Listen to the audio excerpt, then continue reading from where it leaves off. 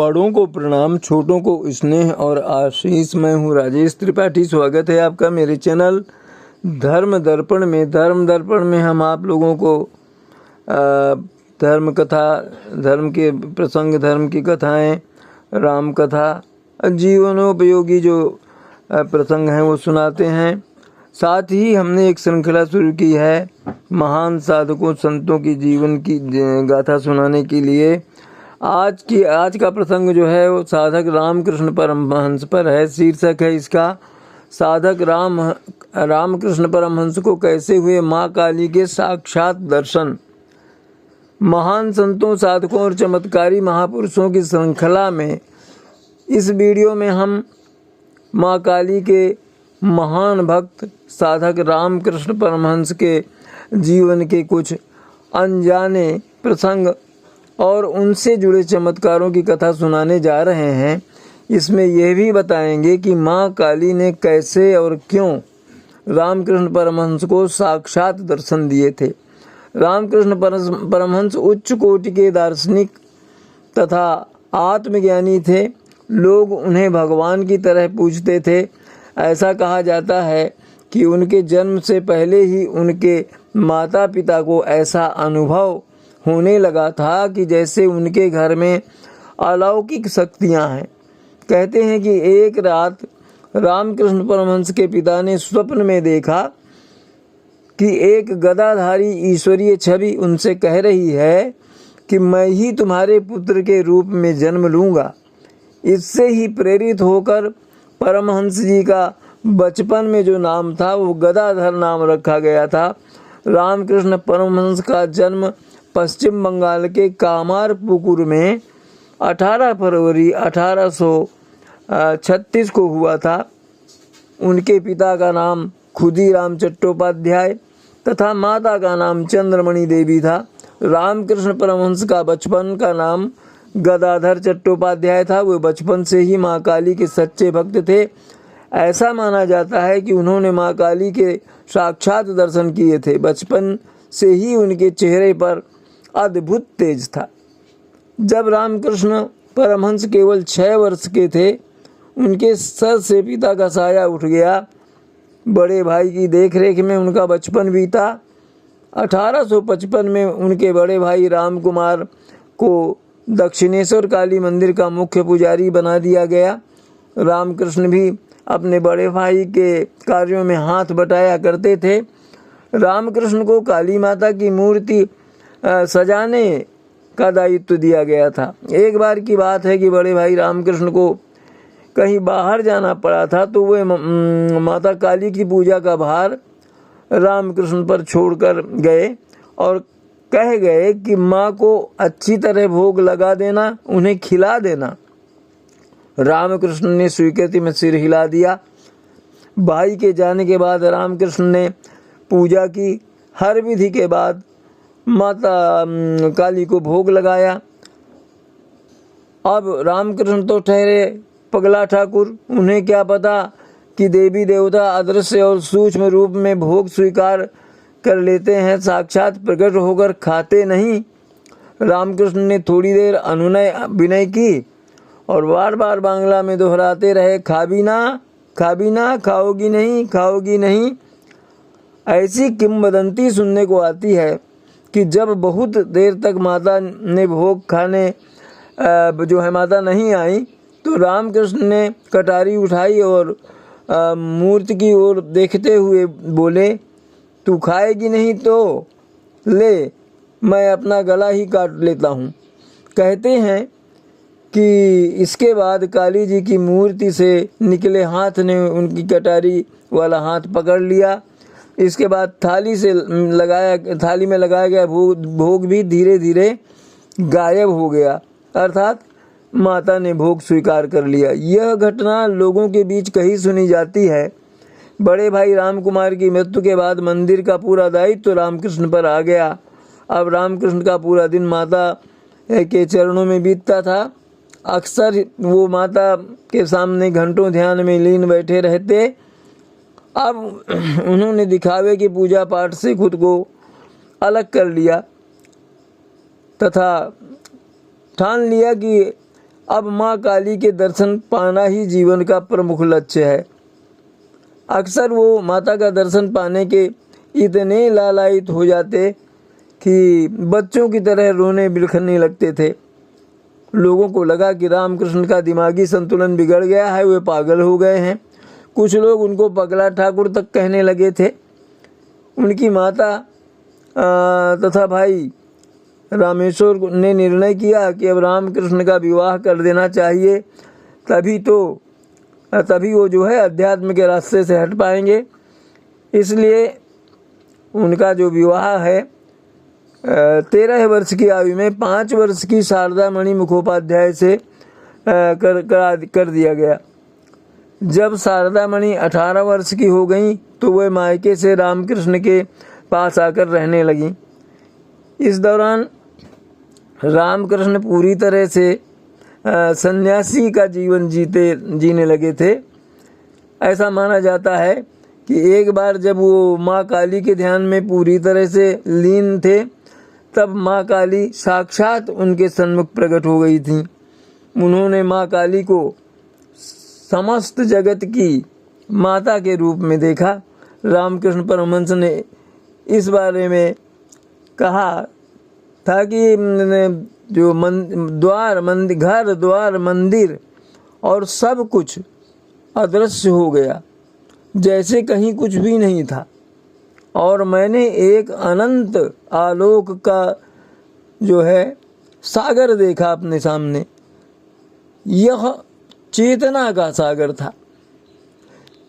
जिस दिशा में भी मैंने दूर दूर तक जो है जहाँ भी देखा, बस उज्ज्वल लहरें ही दिखाई दे रही थी जो मेरी तरफ ही आ रही थी। रामकृष्ण परमहंस के जीवन के आखिरी चरण में उन्हें गले का कैंसर हो गया था, जिसकी वजह से वे खाना नहीं खा पाते थे।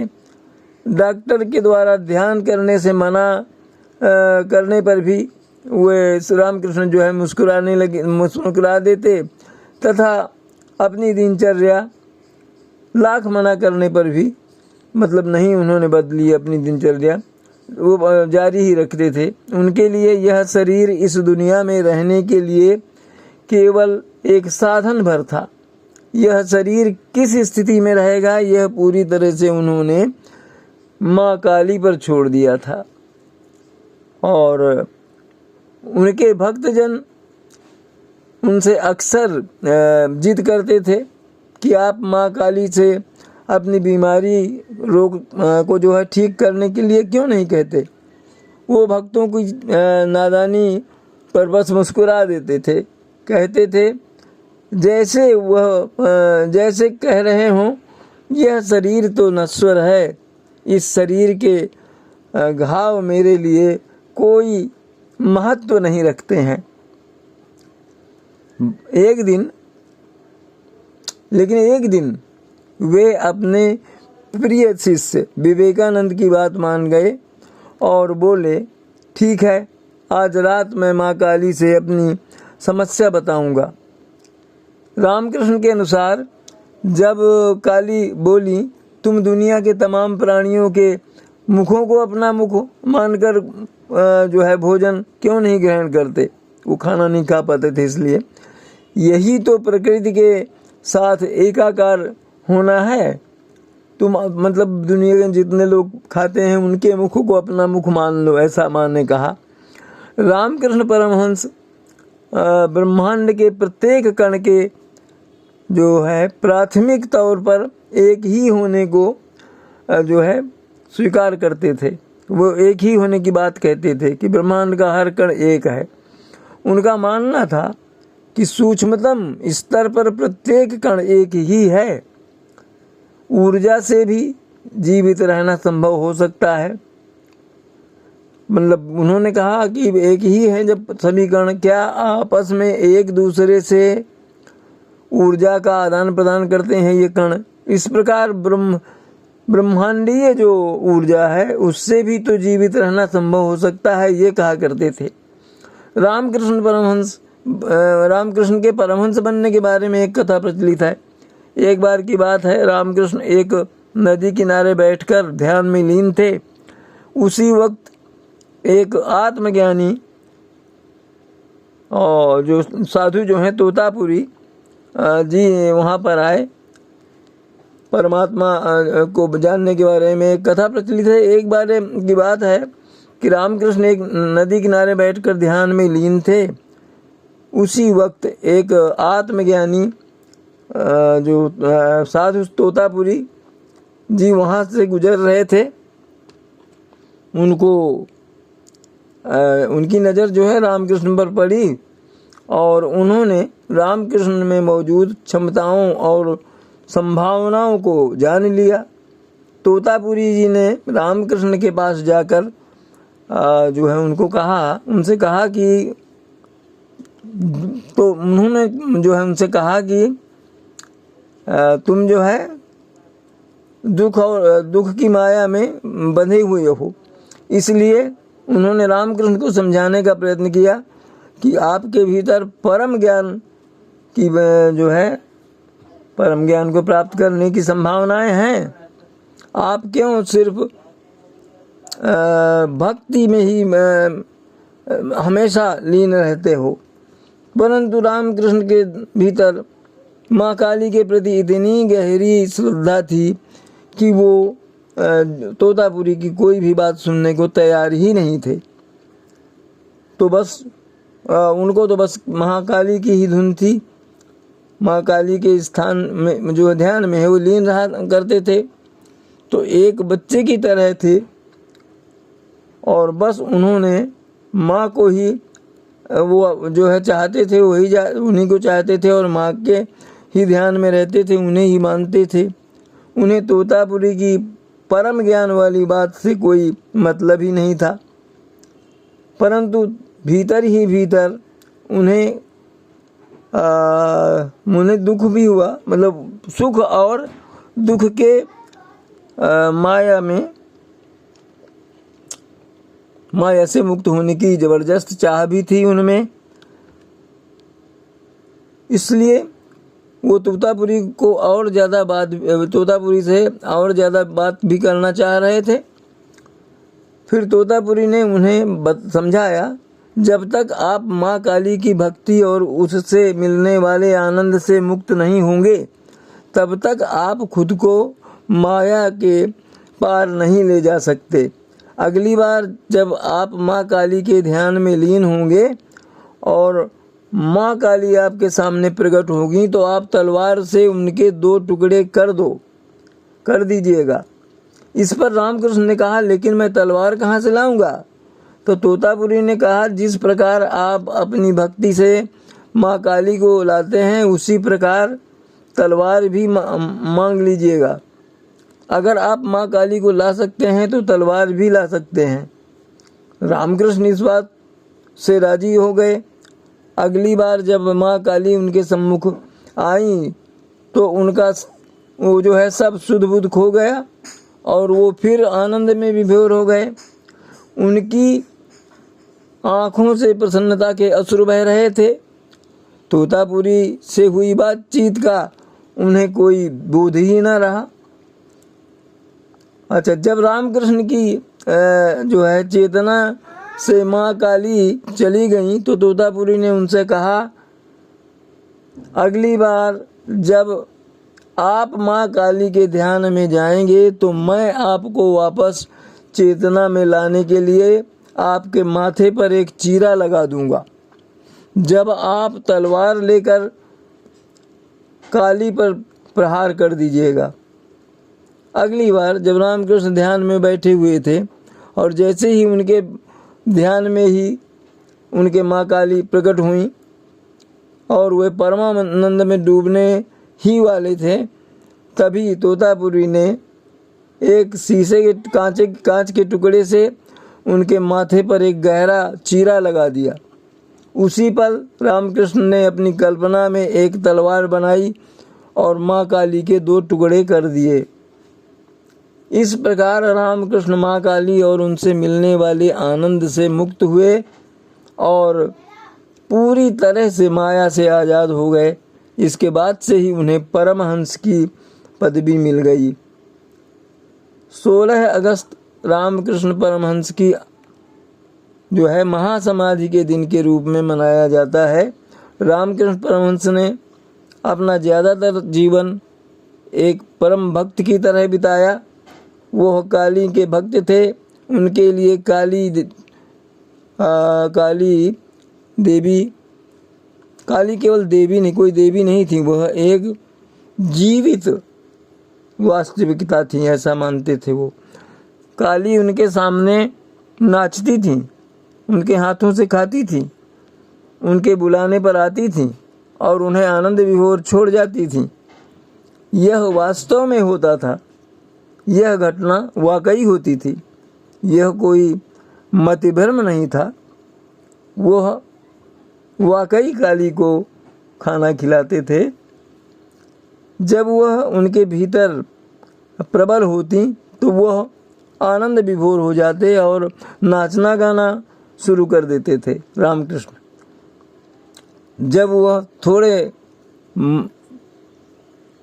जो है मंद होते, धीमा पड़ते और काली से उनका संपर्क टूट जाता तो वो किसी शिशु की तरह रोना शुरू कर देते थे। रामकृष्ण परमहंस, काली जब उनके ध्यान से चली जाती थी तो रोने लगते थे बच्चों की तरह। रामकृष्ण की चेतना इतनी ठोस थी कि वह जिस रूप की इच्छा करते थे वह उनके लिए एक हकीकत बनकर आ जाती थी। इस स्थिति में होना किसी भी इंसान के लिए बहुत ही सुखद होता है। हालांकि रामकृष्ण का शरीर, मन और भावनाएं जो है परमानंद से सराबोर थे, मगर उनका अस्तित्व इस परमानंद से परे जाने के लिए बेकरार रहता था, व्याकुल रहता था। उनके अंदर कहीं न कहीं एक जागरूकता थी कि यह परमानंद अपने आप में एक बंधन है। रामकृष्ण मानते थे, समझते थे कि माँ काली ने पकड़ा हुआ है उनका हाथ। एक बार उनकी पत्नी शारदा के सवाल पूछा उन्होंने कि वे किस रूप में, उन्हें वे किस रूप में देखते हैं, माने शारदा माँ को किस रूप में देखते हैं। तो रामकृष्ण परमहंस ने जवाब दिया कि उसी माँ काली के रूप में जो दक्षिणेश्वर के मंदिर में विराजमान है। रामकृष्ण का मन अध्ययन अध्यापन में नहीं लग पाया। कलकत्ता के पास दक्षिणेश्वर स्थित काली माता के मंदिर में उनके अग्रज जो हैं, रामकृष्ण के अग्रज राम कुमार जो थे, पुरोहित का काम करते थे दक्षिणेश्वर के मंदिर में। अच्छा, तो मंदिर में अग्रज राम कुमार पुरोहित थे और उनको जो रामकृष्ण को इसमें रखा उन्होंने, मगर वो इसमें रम नहीं पाए मंदिर की पुजारी के रूप में। बाद में बड़े भाई भी चल बसे और अंदर क्या हुआ कि अंदर से मन ना करते हुए भी रामकृष्ण मंदिर की पूजा का जो अर्चना का भार उनको संभालना पड़ा। रामकृष्ण माँ काली के आराधक हो गए। 20 वर्ष की अवस्था में अनवरत साधना करते करते माता की कृपा से इन्हें परम दिव्य ज्ञान प्राप्त हुआ। रामकृष्ण परमहंस को इनके प्रिय शिष्य विवेकानंद ने एक बार इनसे पूछा, महाशय क्या आपने ईश्वर को देखा है? महान साधक रामकृष्ण ने उत्तर दिया, हाँ देखा है, जिस प्रकार तुम्हें देख रहा हूँ ठीक उसी प्रकार, बल्कि उससे कहीं अधिक स्पष्टता के साथ वे स्वयं को अनुभूति से ईश्वर के अस्तित्व का विश्वास दिलाते थे। आध्यात्मिक सत्य ज्ञान के प्रखर तेज से भक्ति ज्ञान के रामकृष्ण पथ प्रदर्शक थे। काली माता की भक्ति में अवगाहन करके वे भक्तों को मानवता का पाठ पढ़ाते थे। स्वामी रामकृष्ण परमहंस महान संत एवं विचारक थे। उन्होंने सभी मतों की एकता पर जोर दिया था। उनका जन्म पश्चिम बंगाल के हुगली जिले में कामारपुकुर गांव में 18 फरवरी 1836 को निर्धन ब्राह्मण परिवार में हुआ था। जन्म पर ही प्रसिद्ध ज्योतिषियों ने उनके महान भविष्य की जो है भविष्यवाणी कर दी थी। रामकृष्ण परमहंस मृत्यु से पहले बेहद कष्ट में थे। उन्हें गले का कैंसर हो गया था। रामकृष्ण परमहंस की गणना अवतारी पुरुषों में की जाती है। कोई बहुत बड़े अस्त्र शस्त्र लेकर या अलौकिकताओं तथा चमत्कारों के साथ जन्म लेना लोगों में जो है आम ब्रह्म बुद्धि को चमत्कृत करता हो, उसमें वस्तुतः कुछ भी तथ्य नहीं है। सामान्य एवं साधारण मनुष्य की तरह जन्म लेने वाला व्यक्ति भी अपने ज्ञान, अपने महान कार्यों द्वारा अवतारी पुरुष बन सकता है। चमत्कार की जो शक्ति है किसी के पास हो भी तो उससे किसी कार्य का संपादन करना उतना महान नहीं है कि जितना परिस्थिति, आकस्मिकताओं और प्रतिकूलताओं से लड़ते हुए किसी लोक हितकारी कार्य का संपादन करना। श्री रामकृष्ण परमहंस एक ऐसे ही व्यक्ति थे। उन्होंने अपने कर्तव्य की महानता से ही अवतार पद प्राप्त किया था। परमहंस ने 50 वर्ष के जीवन के अनुभवों और परीक्षाओं की महान विरासत छोड़ी है।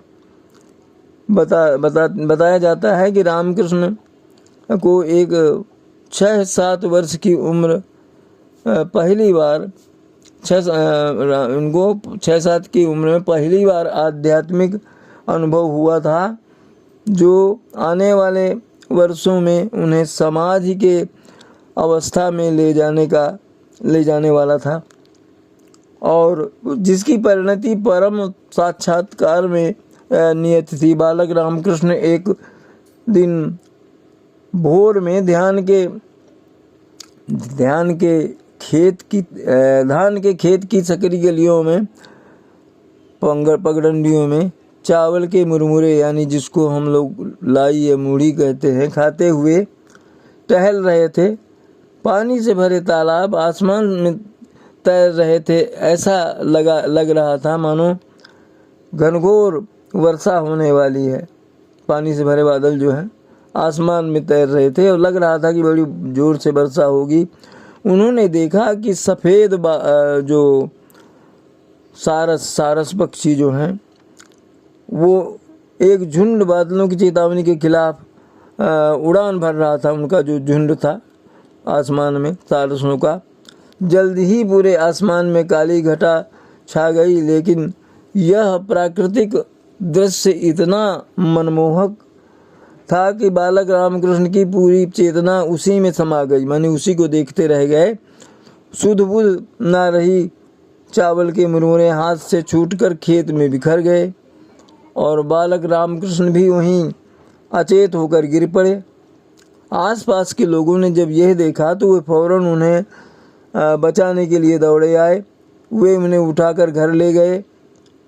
बताया जाता है कि रामकृष्ण का यह पहला आध्यात्मिक अनुभव था जिसने भविष्य में उनके परमहंस बनने की दिशा तय कर दी थी।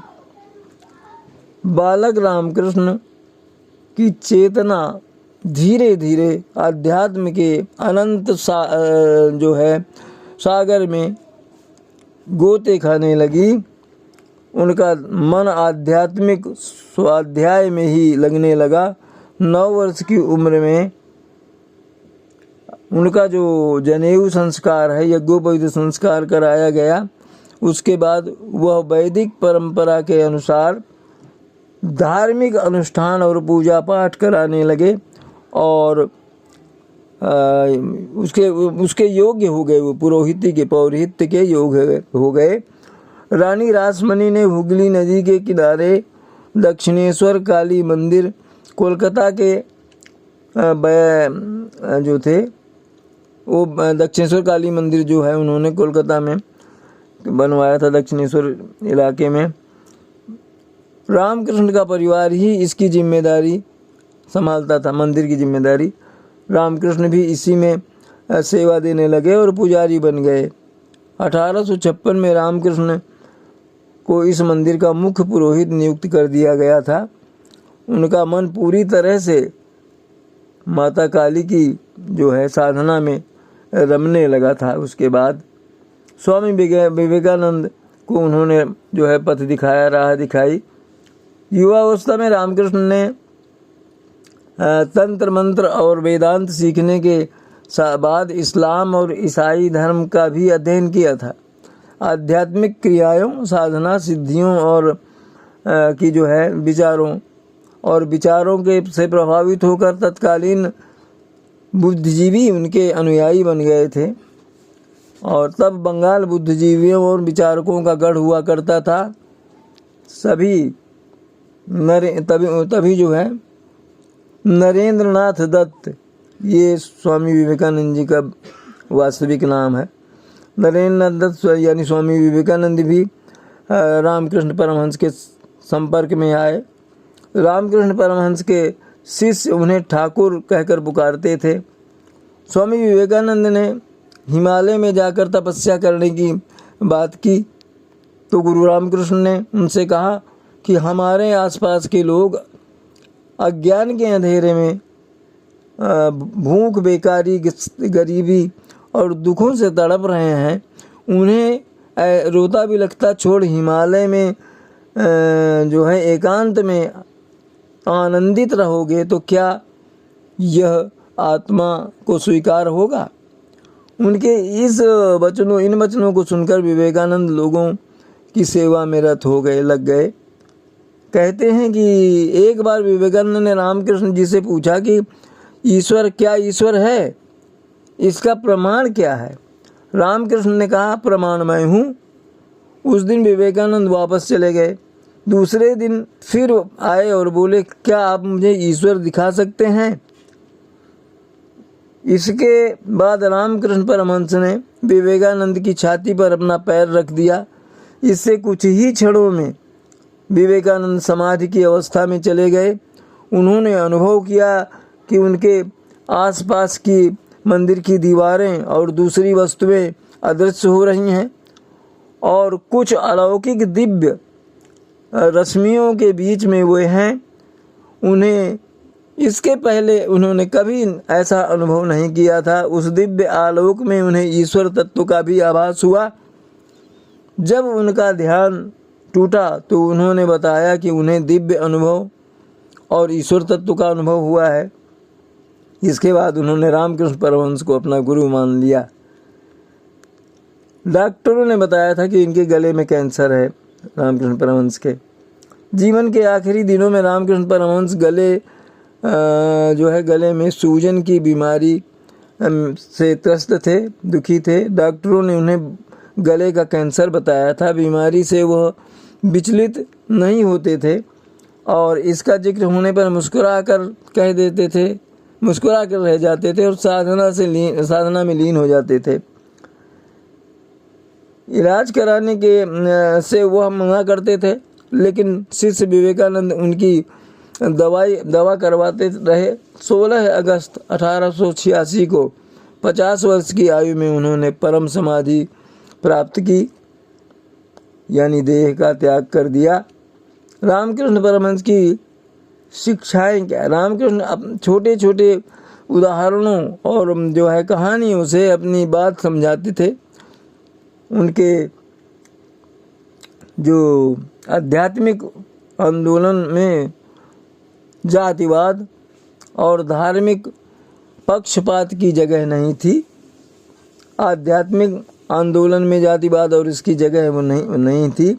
इसलिए हर वर्ग और संप्रदाय के मन में उन्होंने जगह बनाई और लोगों को एकता और सामूहिकता के सूत्र में बांधने का काम किया।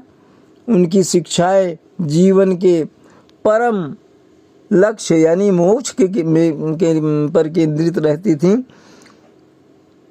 और जिसके लिए व्यक्ति को आत्मज्ञान होना जरूरी होता है। रामकृष्ण परमहंस कहते थे कि अगर किसी व्यक्ति को आत्मज्ञान प्राप्त करना है तो पहले जो है अहंकार को त्यागना होगा, क्योंकि उत्तम भाव यानी अहम भाव अज्ञानता के पर्दे के समान है जो आत्मा में पड़ा रहता है। ईश्वर में विश्वास, साधना और सत्संग और स्वाध्याय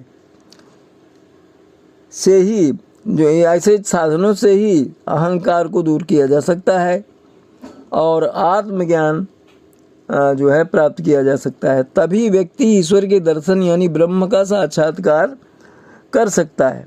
रामकृष्ण परमहंस के उपदेश और शिक्षाएं लोगों के सचेतन मन पर प्रहार करती हैं और उन्हें चेतनता की ओर ले जाती हैं, जिसके प्रभाव से ईश्वरीय दर्शन की अभिलाषा का जो है बीज अंकुरित हो जाता है। रामकृष्ण परमहंस माता काली के अनन्य भक्त थे। काली उनके लिए कोई देवी नहीं बल्कि अपितु एक जीवित हकीकत थी। माँ काली परमहंस के बुलाने पर आती थीं। वे अपने हाथों से उन्हें भोजन कराते, उनके साथ खेलते घूमते तथा काली उन्हें आनंद विभोर कर चली जाती थीं। तो ये तो थी महान साधक काली माता के अनन्य भक्त पुजारी रामकृष्ण परमहंस की ज़िंदगी की कहानी जो हमने आज आपको सुनाई। इसी तरह अन्य किसी महान साधक की कथा, राम कथा, धार्मिक प्रसंग या जीवनोपयोगी प्रसंग अपने वीडियो में लेकर हम आपसे आएंगे, आपसे मिलेंगे अगले किसी वीडियो में। तब तक के लिए प्रणाम, नमस्कार। आप सपरिवार स्वस्थ, सानंद और सुरक्षित रहें, यही हमारी कामना और प्रभु से प्रार्थना है। हमारे चैनल धर्म दर्पण का इसी तरह समर्थन करते रहें और इसके वीडियो बंधु बांधवों में साझा करते रहें, शेयर करते रहें। आज यहीं तक, मिलते हैं अगले किसी वीडियो में। तब तक के लिए नमस्कार, प्रणाम।